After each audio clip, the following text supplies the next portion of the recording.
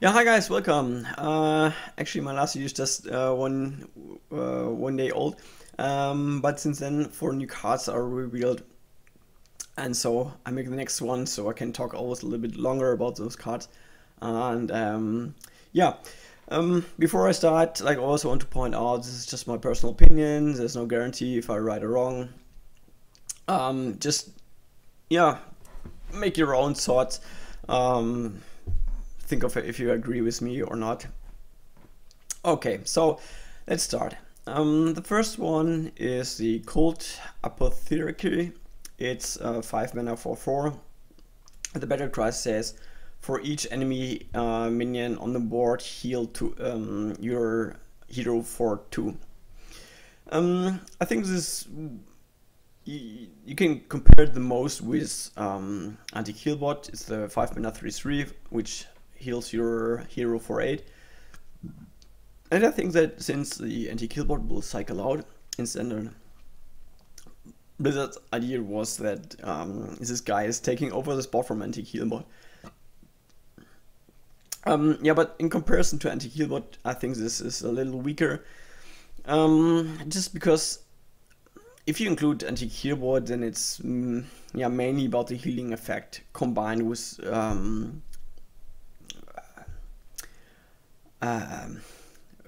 body. This body is a little bit stronger here, but the healing effect is really good with anti-kill bot. Healing for 8 is a lot, especially when you play against aggressive decks and you need to survive. So this one has a little better body, but the healing effect is not consistent enough in my opinion. Your opponent would need at least 4 to gain the same health as anti-kill would provide you, and this is even with in aggressive matchups not always the case. If you see Face Hunter, for example, from turn 4 or 5 on, you usually just have 1 or 2 minions on the board, if not, one, most of the time just one, because they just hit the board, they attack, and then next turn you remove them. They're pretty weak, they don't survive so long. So then the heal you would get is really bad. Also, when you play against control decks in those matchups, usually you're also not facing a board which is super full, so also the healing effect is not that strong.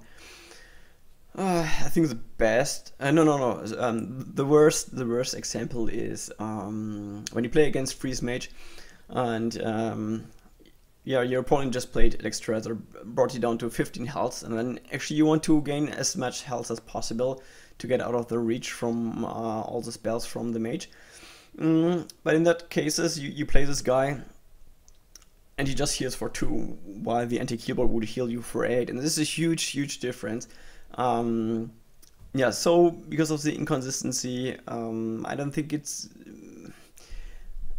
yeah, it's not better than anti-killboard, but since anti-killboard cycles out, we will see it in constructed. Hard to say. Can be happen. Is really depending on what kind of meta we will see, and then also what kind of aggressive decks we will see. If you have a lot of zoo decks where you really have a lot of minions on the board, then it might be not so bad if you play it after he played Implosion, but I think this get also cycled out. If this gets cycled out, yeah, I think so. Then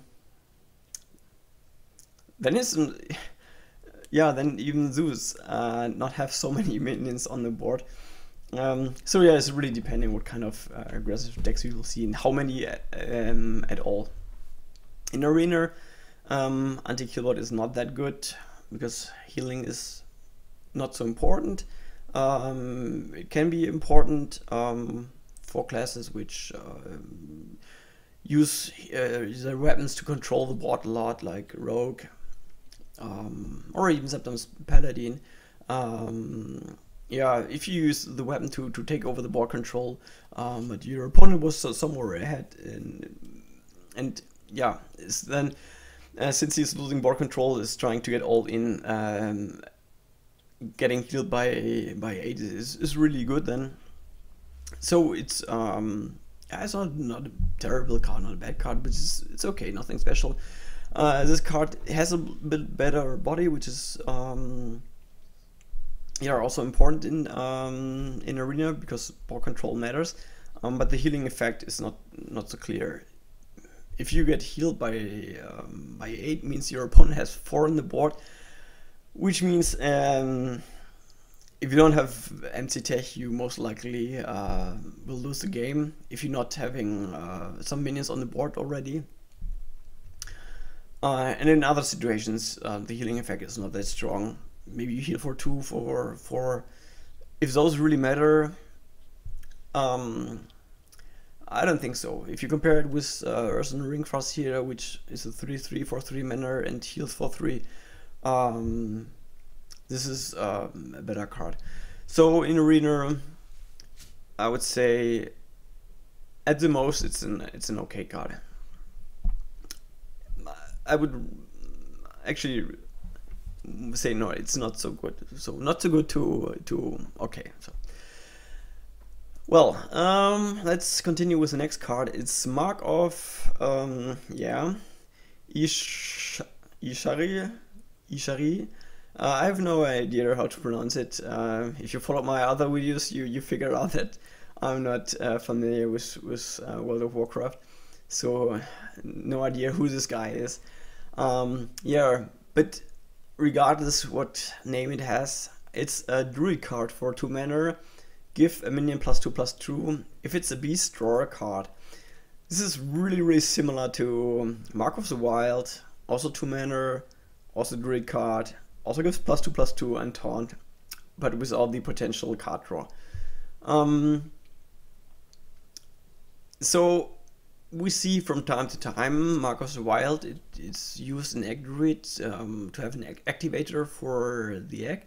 Apart from that, you don't see this card so often, or I don't know, if at all, maybe in some more aggressive decks, maybe you have good tempo or trade something early on, but usually you don't. This card, yeah, it really depends. If you don't play anything with beast synergies, this card is not better than Mark of the Wild, and then we won't see it more often than Mark of the Wild. So if beast druid is not a thing, and egg druid is not good, then we won't see this card at all. Yeah, so it's really depending in how many beast synergies we can have in druid, if this is viable or not. So far, they always have released some cards, some more beasts. So you always had the idea, oh, so someday beast druid will be a thing. Yeah, but with the introduction of standard, some cards will cycle out. Some beast cards, I think Root of the Fang, which is actually has really good beast synergy, will cycle out. Yeah, and if you just consider standard and see that good cards cycle out, and you get good cards will come new to the big pool of cards, but you never have enough to really make it work. Yeah, then also this card will be useless. So we need to see how many other good beasts we will see. If there are a lot of good beast there, and beast druid might be a thing, then I would say that this card is actually a good card, because what it does for 2 mana, just a +2/+2 with taunt, is not that bad. It helps to, I mean, if you have something on the board and you play it, it's kind of like giving it charge, because you can use it immediately, and you can trade against another minion, and then he needs to play something else to remove your minion. So it's not bad. And then the card draw for 2 mana, this is really really nice. So if Druid, Beast Druid will be a thing, I think that we will see this. Yeah, in Arena, you cannot count on the Beast synergy, but Mark of the Wild itself is not so bad. It's a decent card, and yeah, so this is at least also decent. And if you have some beasts inside your deck, and you can get the card draw out of it, then it's really good value. So yeah, you need to rate it a little higher than Mark of the Wild. Since it's really depending on the beasts, how many you have, it's hard to say. So it's either okay, depending if you don't have so many beasts, or it can be good if you have some beasts in your deck. Yeah, so around this area. So the next one is a priest card for 4 mana. It's Shadow Word Horror. Destroy all minions with 2 or less attack. Yeah, so the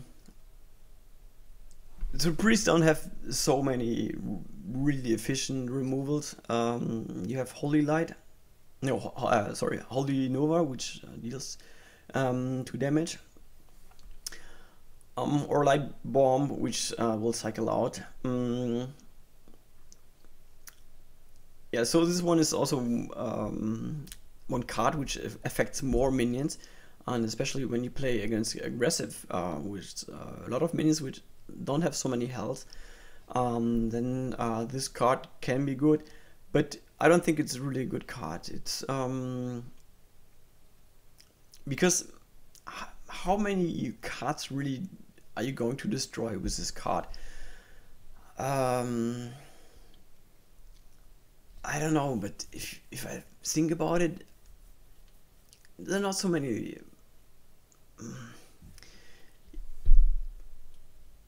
Yeah, so I don't know. I think at the most you no, not at the most. At the most you kill 7 minions, but usually you won't kill more than 2 minions with this. If you play against a control deck, for example, they don't have so many minions with 2 or less mana attack, and in those cases, yeah, you don't know if they play them at the same time. So sometimes maybe you have to play it to just kill 1 minion or so. And also when you play against aggressive decks, they also play stuff with more than 2 attack. Knife Juggler, for example, or if you have Droxor.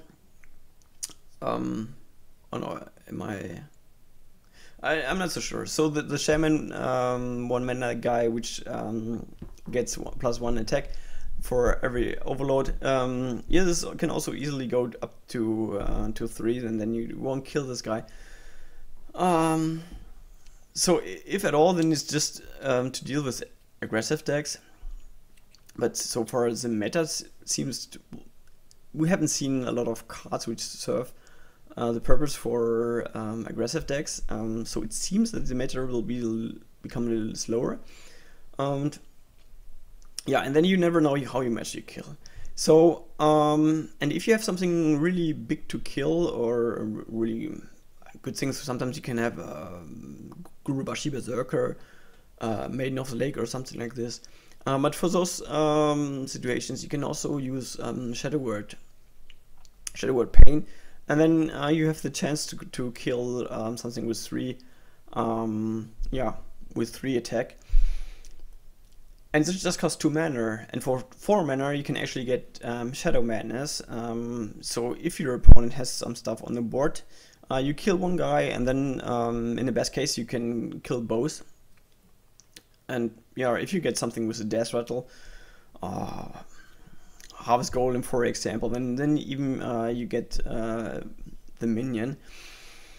So I think this is more useful than this card, and there's also the huge drawback that it will yeah, affect all minions on the board, so it will also affect your own minions on the board.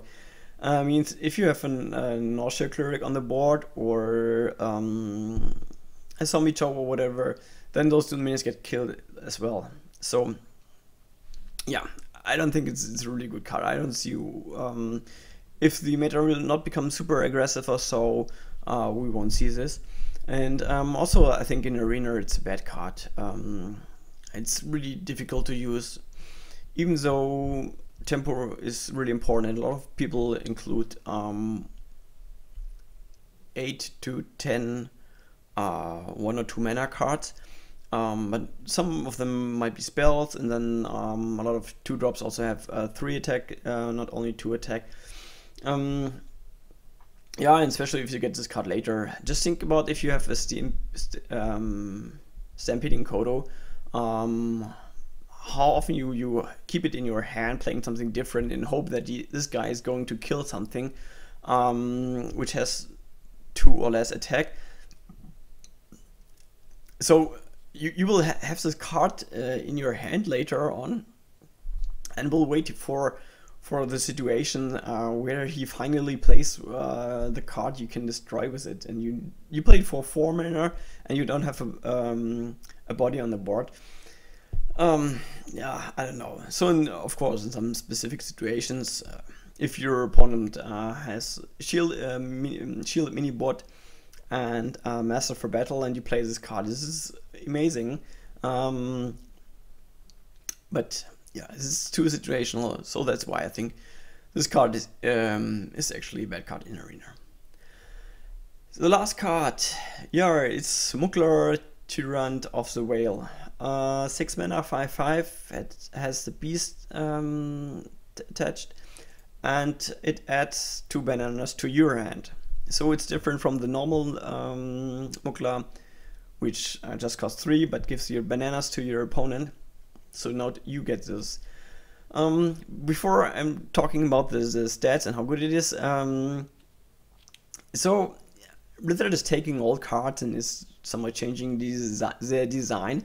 Also, I know, as I said, I don't know a lot about World of Warcraft, but I hear people complaining that it doesn't fit what is actually a story from World of Warcraft. So there are some inconsistency and so on, and they are also recycling the cards and so on. In the beginning I didn't care so much, but I have to say, even though I don't know all those characters and I'm not waiting for some specific ones, I think they overdo it a little bit so early on. It's the 3rd expansion we will see, and now they start already taking old cards and changing them in a bit different way, the other way around a little bit. I don't know, I think it's not so... it's a little bit boring or so. It seems like a little bit uninspired or so. I was okay with it in the beginning, but also that you always see the same minions: Ragnaros, Hogger, Mukla now. As I said, even though I don't know the other ones, I would like to see new cards, new characters or so. Even for me, as I don't know, it's way more interesting than just seeing the old ones who are just corrupted or changed. Anyway, it's just a side note. Let's talk about the card. So the body is for 6 mana is nothing special. It has more or less the same. No, it has exactly the same stats as Sylvanas or Emperor Sorlin, and I think those guys are the ones with the better effect. The 2 bananas are okay, but they are not that strong that they... I don't know, I'd rather have Sylvanas with a really awesome death rattle, or Thorazan with a huge mana discount. So they're clearly better 6-drop with the same stats. Yeah, but in some decks maybe, or the question would be, when would you play this guy over those Sylvanas or Thorazan? And the special thing are those 2 bananas. So we need to think of how good are those 2 bananas you have. So it might be good in decks which have some spell synergy, like Tempo Mage, what we see. So it synergizes really good with Flame Waker or with Archmage and Tinnitus. Yeah. Or it could be also, if Control Hunter will be a thing, this one would be a beast, and you have 2 bananas, which you can use then with Lock and Load, for example. So this would reasons where you can play this guy over Sylvanas or Emperor Thorazin. Yeah, but if you think about it, this guy is quite close to Toshley, which is also 6 mana, but it's a 5/7 in stats and has a Battle Cry in Death Rattle that you get Spare Part. Spare Parts are not that good as bananas, but they, in those decks, would serve the same purpose. They are also 1 mana spells. They would activate Flame Waker, you get a Fireball from Antonidas, or a new card from Lock and Load. And we haven't seen Toshley a lot. Actually, just a few times. People have tried it in Tempo Mage, but just for a time, and afterwards, actually I haven't seen him at all. So right now, this guy is not better. It's even worse from the stats. Yeah, so I also have my problems to see that this guy is really useful. But if it's good, then really just because of some, if you really need spell synergies. And Toshley will cycle out. So if there will be a deck where Toshley will be really awesome and you cannot have him, then Mukla is good. In Arena, yeah, compared to Toshley, it's a little weaker since the stats are not so high. Even though the banner is a little bit better, but you always need, yeah, board presence. But yeah, on the other hand, it sometimes really help you to do better trades. If you just need the +1/+1, this might be good. On the other hand, your opponent knows exactly that you get those bananas and or might consider this as well. But yeah, actually they give you a lot of flexibility, more than if you just would draw two spare parts, and one you just get when Toshley died. It's just stupid if you play it and your opponent can kill him, and then you need to play those bananas on guys you just played on the board, because then they're not so useful as they could be otherwise. So I think therefore there are advantages and disadvantages in comparison to Toshley. So it will have more or less the same power level. So I think it's yeah, good to decent. I'm not so sure about this card. Yeah, so it's above average, but I don't know if it really makes a cut to, as you can clearly say, this card is good. But this is actually, if it is half good or a little bit above average. So these are just small differences. So the tendency is it's better than average. Okay, so yeah, with this I'm done with it. I also have talked again longer than I actually wanted to, but I hope that I could provide you some good thoughts on the new cards, and yeah, hopefully you're also agreeing with my argumentation. If not, like always, you're welcome to discuss it in the comments section, and then I would be glad if we will see us again in one of my other videos. Until then, enjoy playing Hearthstone.